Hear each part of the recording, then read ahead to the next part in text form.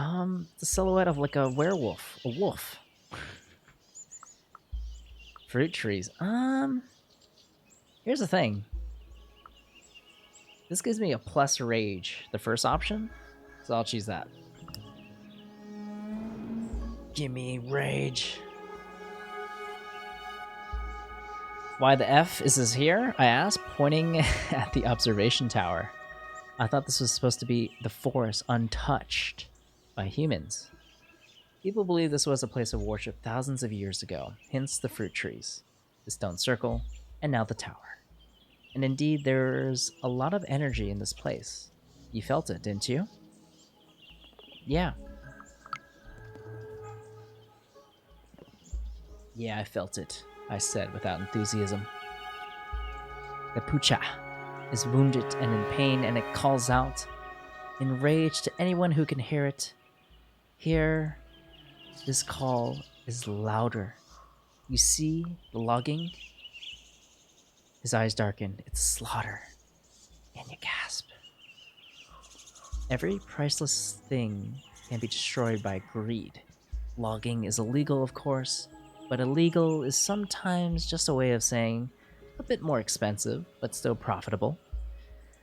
Especially for huge corporations. The forest is hurt. The wound is getting bigger, and it is its desperation. Ooh. Why doesn't... I don't know. I thought I'm a smooth criminal, intelligent werewolf, but apparently sometimes we just gotta let out some rage. Wait, do we really want to sabotage it? Yeah. No one else is doing anything about it. Let's do it. Let's fix it ourselves. I clench my fists. Someone should sabotage the whole thing. You can't log without tools, and buying new tools will get unprofitable at some point. Cornell smiled. You have a connection with this forest, don't you? You should come to the logging site and meet everyone. Absolutely, Anya said eagerly. It sounded good. It could be the next step, and even if it wasn't, something had to be effing done about the logging situation. Yeah, I'll come, I smiled. Great, you will understand what you need to do. He jumped suddenly and looked out the window. Wooden tower, and the bike I noticed earlier. The Swab is getting restless, he said. And as Daniel pointed out, I should be on the logging site setting up the protests. Schwab. What's a Schwab? He named his bike Swallow. Daniel explained he loves it very much. Cornell grinned. Oh, I do. Nice meeting you. All I wanted to do was get out of there. The moment he disappeared, the buzzing came back, and it wasn't as strong as before, but it was there. All I wanted to do was get out. Alright, so that is the place of power. Let's take a short break. That's Daniel. I guess this is me, and this is Anya. Okay, we saw a pine tree. I remembered its small, twisted, crooked, immensely powerful. Every bend of every branch had a story to tell. It's majestic, I thought suddenly. Months before that, when I decided to come to Poland, I dreamed of that tree. I was sure of it. Just like I was sure that under the roots I'd find a burrow, and a few feet away from another one, like two dark eyes gazing at me. What the heck? Another one of these. Look at this. Look at that. Another wolf silhouette. Daniel passed me and approached the tree. He pressed it against his cheek. He pressed his cheek against the trunk. Hello, he said quietly. Hello again. Pucha is friendly. Daniel looked at me with surprise, but didn't comment. This is the den. It is abandoned, of course, but it's still worth seeing. Why was it abandoned? What happened? Humans happened, Daniel sighed. He sat under the tree, leaning his back against it. It was a hot spring morning when they found this den. No one knows who the men were, even though it was only one human generation ago. There were 6 cubs under the roots of this tree. He stopped stuttering and seemed to enjoy telling the story. I enjoyed. It's pretty passive so far, this game. I haven't really spent rage, willpower, or health. At least not in this chapter. Yeah, we were like that. Let's see.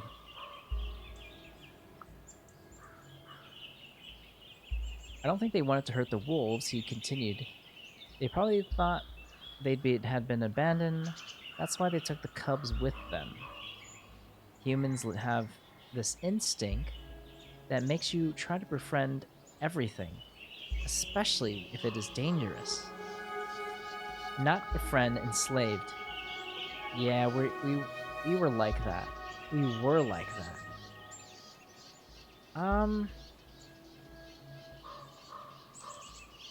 Do I really want to spend my rage here? Not really. Enslaved. I don't like that shit. I didn't disagree.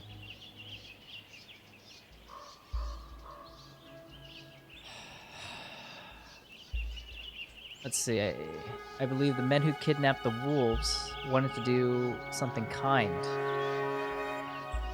Anyway, they took them. Out of the 6, 2 lived to see the cold summer that year. The wolf mother used to come to the farm they were at and howl. People went gray if they heard her. I suddenly heard that howl. I knew exactly how it sounded, and I felt despair and longing gnawing at my soul. I remember how the cubs had reacted. They threw themselves at the door.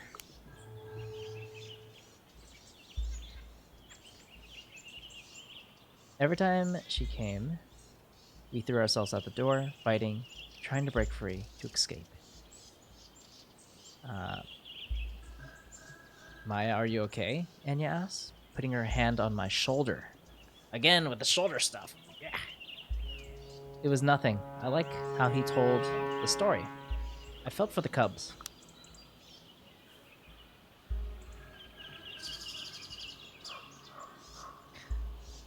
The cubs that survived were sold to some people in Nufka, a town. But after a while, both of them ended back in Białowieża with the scientists. They have the station in the national park. One of the wolves, Kazan, was a celebrity of sorts. If you saw any wolf photos from here, they were probably of Kazan. He was even on postcards.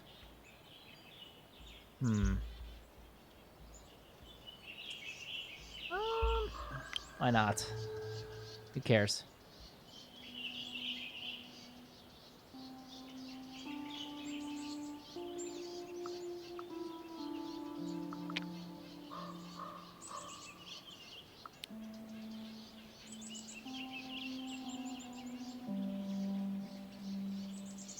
Okay.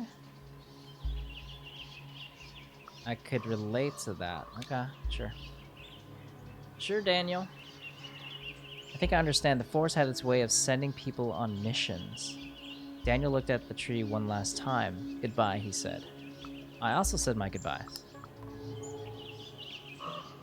Ooh, the pooch. The poocha is loyal now. And we left. Alright, to the burrows. The forest was alive and around us, vigilant, but not alarmed by our presence. I kept thinking about the stolen cubs. To the burrows. The barrio. The dead hills. The trail soon disappeared. Sometimes we walked along a barely visible path made by some animals. Sometimes we followed a stream or a gully, but for most of our trek, we walked through the dense undergrowth. I was getting impatient. The sun was barely noticeable through the dense canopy. I had no idea which direction we were going, and I was starting to doubt. It was a pleasant walk. Ah! There was always a path. Through the brambles, the ground was even, and the branches swayed out of our way like this. It almost felt like like the forest wanted us to find our way. Daniel...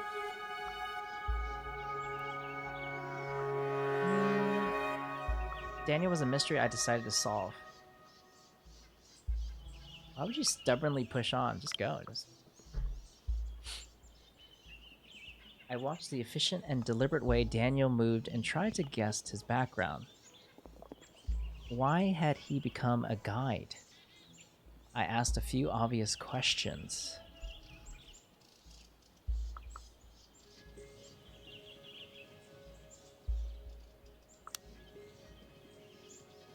Where are you from? From here, he's made a vague gesture. Are you a pro? That's what I do for a living. Leave him be, Anya whispered. Then it hit me. Boom. Willpower time, baby. Suddenly, it all came together, and I realized that it was what was so unusual about him. The way he moved. It was so natural, so effortless. No one who'd spent their childhood sitting all day at school or in front of a screen could move that way. Who are you, Daniel? Were you raised by wolves? Yes, he said. Then he winked. He continued in silence. Daniel's steps become slower. He was looking around more often and had a hunch. I just enjoyed was it the burrows? Are we there yet? I asked. He froze for a second, as though he'd forgotten that I was there.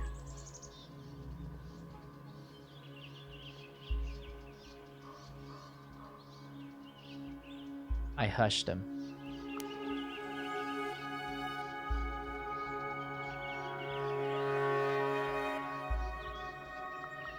I showed him the right direction.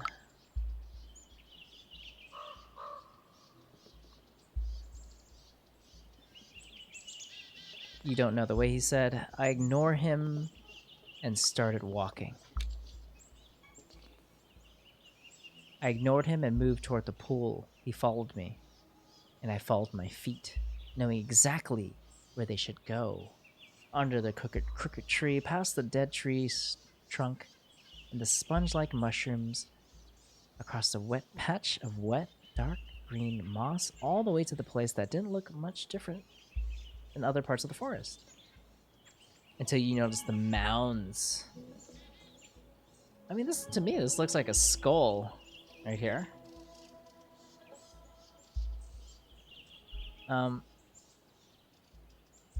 There was something about the flattened hills that drew my full attention. I could remember. The memory stirred in my mind. No, it wasn't a memory. It was a feeling anchored in my chest, akin to the taste of ash in my mouth and the smell of smoke. Longing, sadness, resignation. But there was more. A sense of sacredness. It filled me with calm excitement, and when I closed my eyes, I saw a fire burning in the darkness. Voices. Spiritual. The village was long gone, its houses burned to the ground, and its people slaughtered. But the spirits were still there.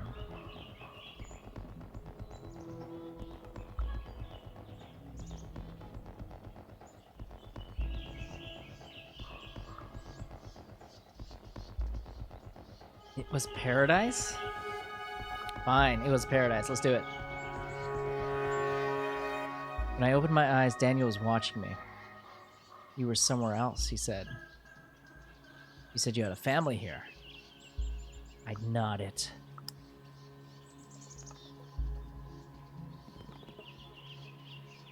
I don't think she should be here, he said. You're not ready. I didn't feel ready. He knew something.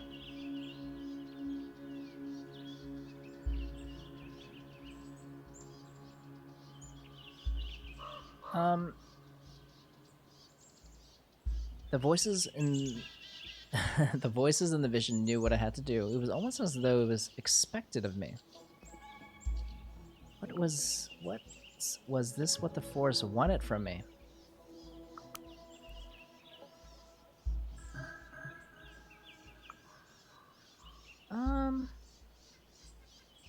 I accepted the thought. The forest showed me visions of blood and fire. Progression goal mystery. Okay. A bigger picture was finally starting to come to light. The Pucha wanted me to see her hidden side. Alright. I felt a little tired. The shadows of the enormous trees cooled the sweat on my skin. The taste of ash lingered in my mouth. We made our way back. Sweet! Serendipity. As we walked through town, Anya nudged me and pointed at a tall, broad-shouldered, freckled guy standing at the bus stop with a lost expression on his face. I remember his face from the pictures on social media. It was a friend who stood me up earlier. This guy. Why would I do that? I greeted him. Right? Yeah, just greet him. Who cares? Maia, what are you doing here? He blurted with a surprise, and he saw me. I was sure you missed the bus. He started walking and talking. His accent was broad and East European. I flooded him with questions. Anya liked him.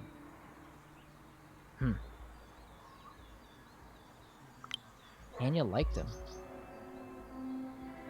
Anya took an immediate liking to him, I can tell. I can smell romance in the air. I took a deep breath. So, did you find anything linking me to the forest, I asked. Bartek shook his head. Nothing. Sorry. He was lying straight to my face. WTF, man. I threw my arms in the air. You wrote to me a few days ago that you had something, but he just clammed up. You know what? I think you should drop it. Drop it. I stopped. Get ready to die. I turned to Bartek, grabbed his shirt, and pushed him hard against a fence.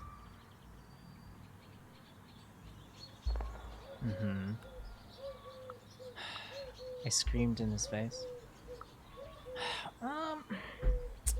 No, I screamed in his freaking face. Let's go. I traveled 300 miles in a effing bus without effing AC. I politely asked him again. He's cautious. So would you kindly... Is this Bioshock? Would you kindly tell me what you found? Bartek scrambled to his feet, pale and terrified. Well... He brushed his forehead with the back of his hand. I did ask. I started with the old people here.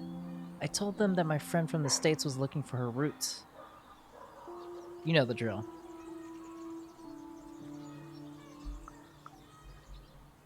Okay, so first the people were very receptive, and then when I mentioned your name, they shut up. I needed a moment to calm down. Do we back off here? I think we back off. Yeah. He ain't telling me shit. Yeah.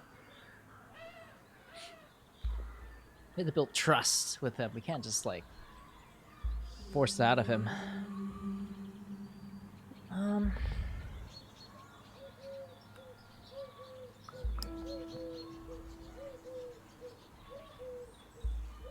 Okay, so his grandmother told him to pray for Maia. Okay. Then that piqued my interest. I was a werewolf.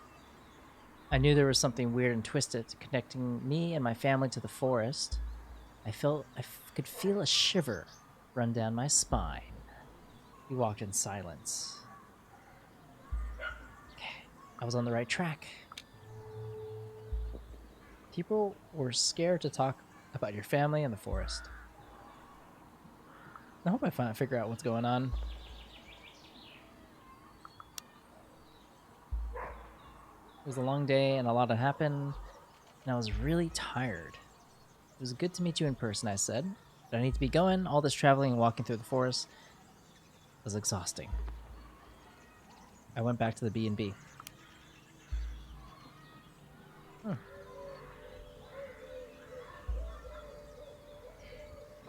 It feels like every bed and breakfast I go has those, like, those pre-made eggs. How do they make it so bad? I think it's those eggs that come from a carton. Oh, man. That kind of reminds me of B&Bs. The crappy eggs. The bacon. Pancake. The B&B was quaint. I left Anya and Bartek outside. They were lost in conversation. Okay. What the heck? What a day. So what did you think? I made a quick mental inventory of everything that had happened that day. They were cutting down the forest. The place of power sure made an impression. Daniel was a strange guy. I was moved by the story of the wolves. I was freaked out by the vision at the barrows. I think the place of power was definitely made an impression on me. I felt a strange energy. Before we met Cornell, it still freaks me out. I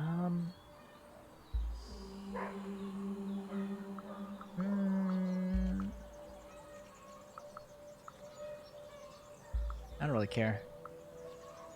I was moved by the story of the wolves. The wool cubs that were kidnapped and died in captivity. I sighed. The story stayed with me, you know? Yeah, I could see you were super into it, she said with a faint smile. And Daniel was he's a werewolf, who cares? I was freaked out by the visions. They were cutting down the forest.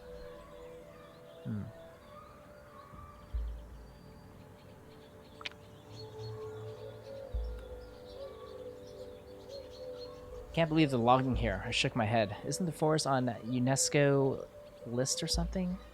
Yeah, I know. I wanted to check out this protest people we were talking about. Maybe we can go there tomorrow. I thought this... Are we just going through one by one? Okay.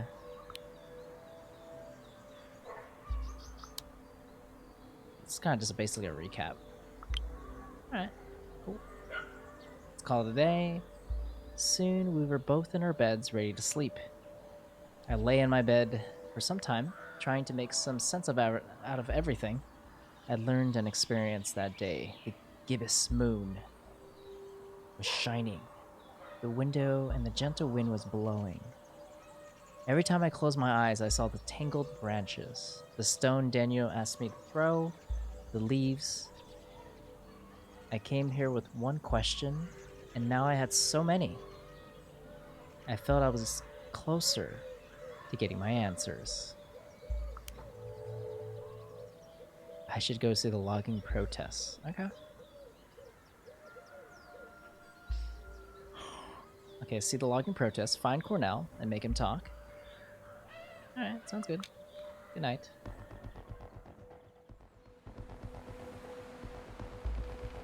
A night in the woods. A black cat stands directly in my path, its eyes shining in the moonlight. It looks right at me, waiting. My senses are heightened.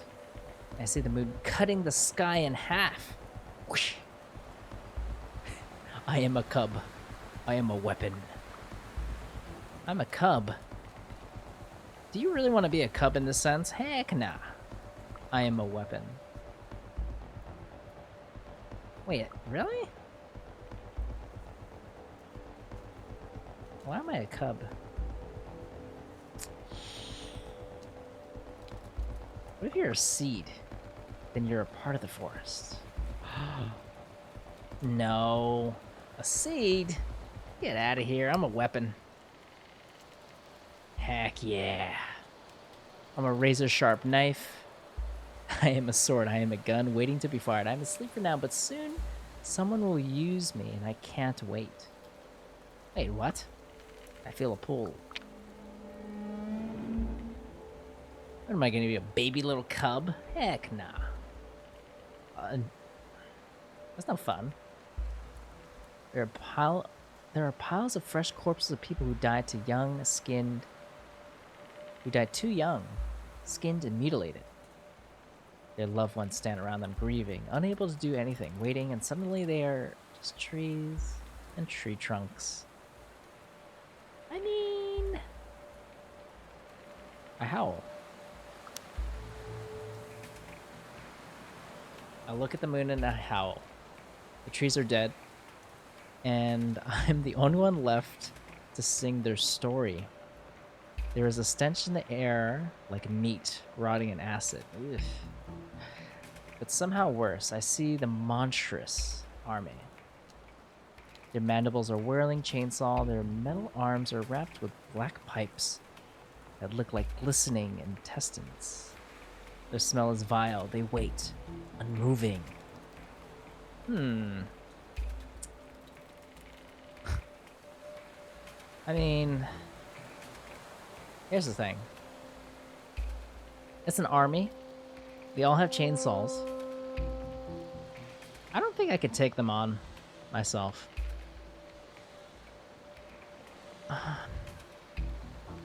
I think I want to let the forest do its own. Right? This is like solo. This is like teamwork. And this is like cop-out. What does the forest say? I think the forest, if we can band with the forest and the animals and the trees, maybe we can win against the loggers. But if I go out myself and they have chainsaws, I'm dead. There's no way. Okay.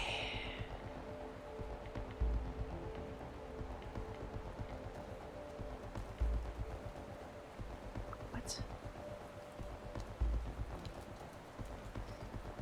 Okay, so we got a sad wolf. We got a white weasel. Okay. We need to fight the enemy, the awful rotting stench. I know that much. But how can we do that when we don't trust each other? They stopped. They look at me and the clearing. I give them my blessing.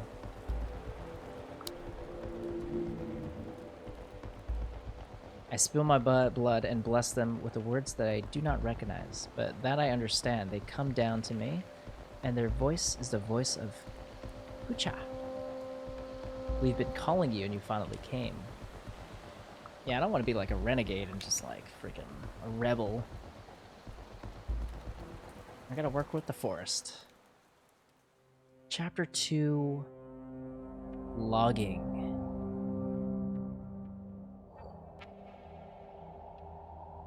Are we ready for this chapter?